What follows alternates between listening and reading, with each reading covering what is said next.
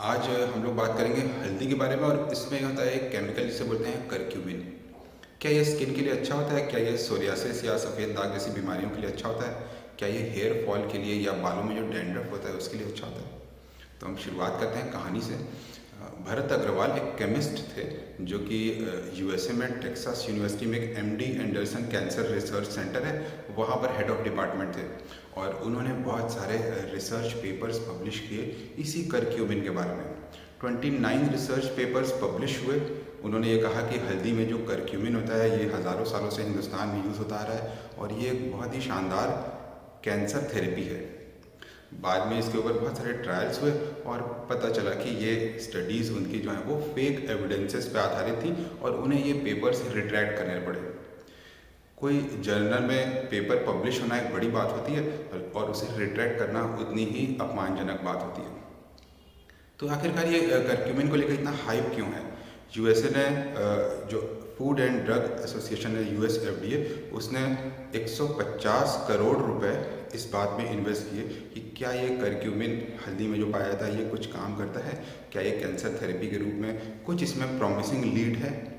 जब pharmaceutical research किए जाते हैं किसी जड़ी बूटी के ऊपर तो उसमें हमें कोई शुरुआती केमिकल मिलता है, उसे लीड कहते हैं कि अब ये हमें आगे लीड करेगा, हम इसके ऊपर और ट्रायल्स करेंगे और देखेंगे कि ये किन किन चीज़ों में कैसे कैसे काम करता है और इसकी प्रॉपर्टीज़ को स्टडी करेंगे। बहुत सारी स्टडीज़ हुई, करीब 120 स्टडीज़ हुई और उनमें से किसी में भी कोई प्रॉमिसिंग रिजल्ट नहीं मिला और अंत में यूएसएफडीए ने इसे एक फेक कैंसर ड्रग के रूप में लेबल कर दिया।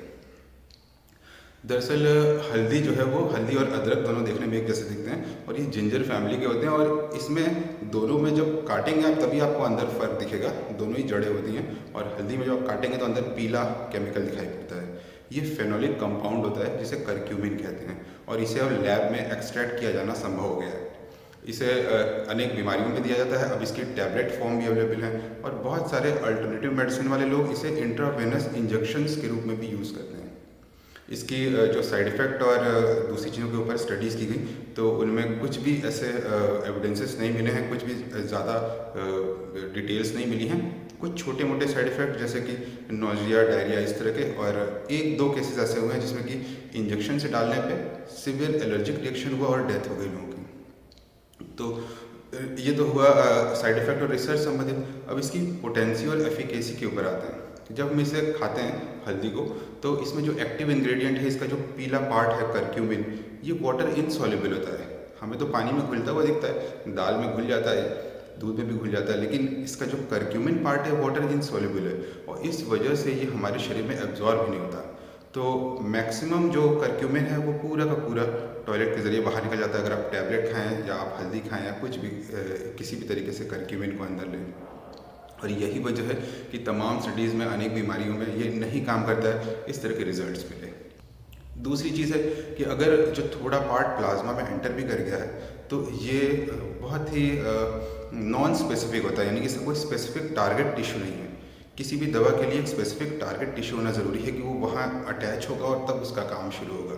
तो ये हमारे ब्लड में बहुत तरह के एंजाइम से अटैच हो जाता है, ये लिवर में जाता है, वहाँ पर मैक्सिमम पार्ट इसका डाइजेस्ट हो जाता है। तो साइटोक्रोम P450 है या फिर ग्लूटाथियोन रिडक्टेज जो इंपॉर्टेंट एंजाइम्स हैं उनके साथ अटैच करता है और उनके काम में हिंड्रेंस करता है, काम रोकता है उनका।